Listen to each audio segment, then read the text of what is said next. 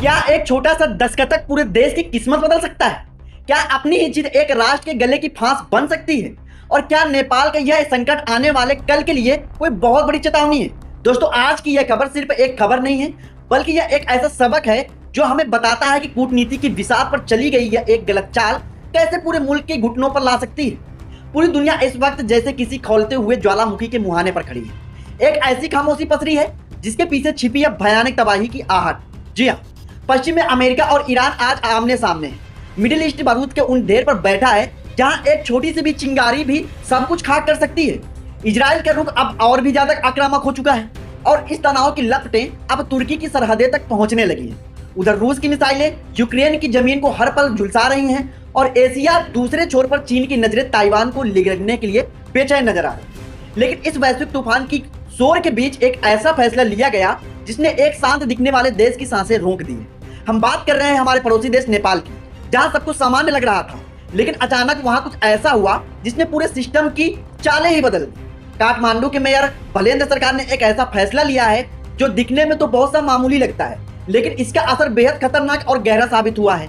यह सोचा गया था कि इस फैसले से देश की आर्थिक रूप से मजबूत होगा, लेकिन जो हकीकत सामने आई है वो किसी डरावने सपने से कम नहीं थी। भारत के खिलाफ एक ऐसी आर्थिक चाल चली गई जिसका मकसद शायद कुछ और था, लेकिन नतीजा कुछ और ही निकला। सीमा शुल्क बढ़ा दिया गया और यहां से वह खेल शुरू होता है जो धीरे नेपाल की पूरी अर्थव्यवस्था को लिगड़ने लगा।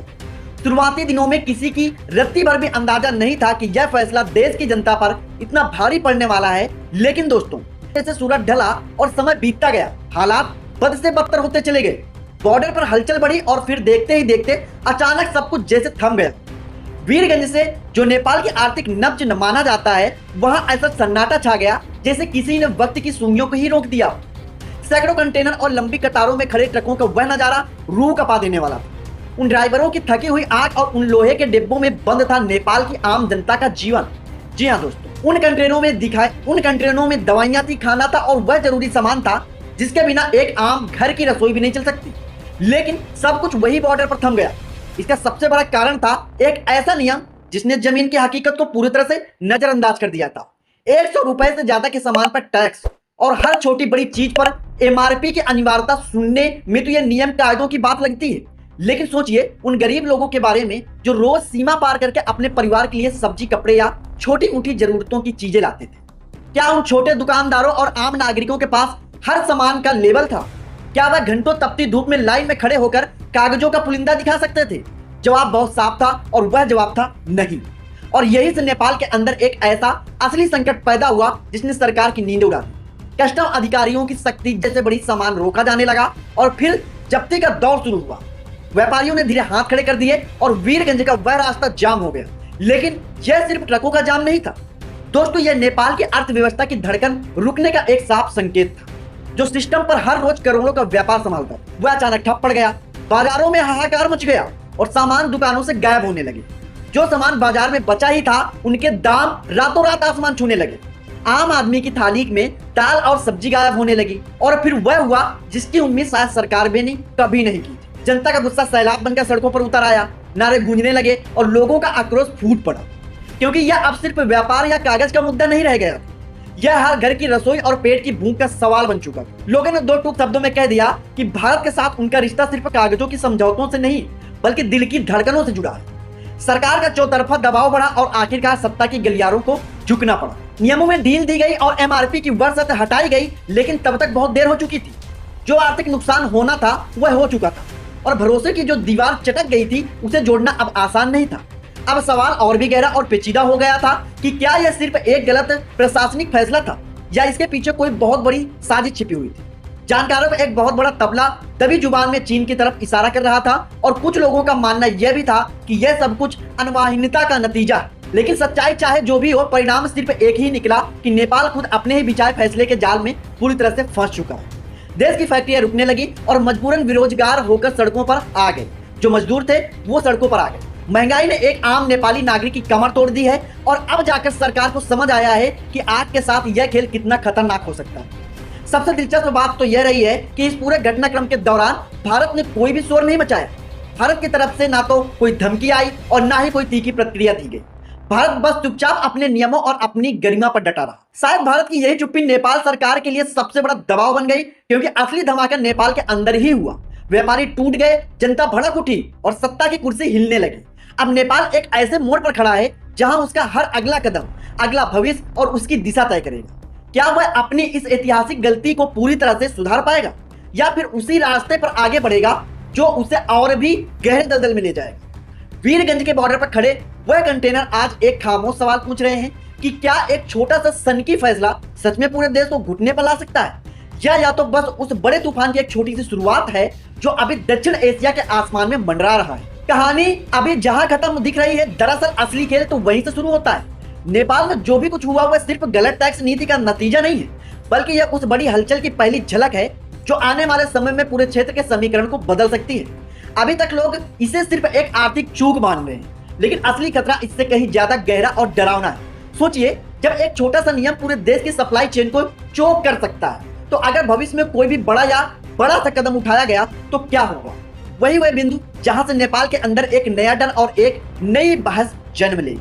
क्या नेपाल की अर्थव्यवस्था जरूरत से ज्यादा किसी एक तंत्र पर निर्भर है, और यही सवाल धीरे वहां की राजनीति की दिशा और दशा को हमेशा के लिए बदल देगा। बालेंद्र शाह के लिए यह सिर्फ एक राजनीतिक झटका नहीं है, बल्कि यह उनकी छवि पर एक ऐसा दाग बन सकता है जिसे धो पाना शायद मुमकिन ना।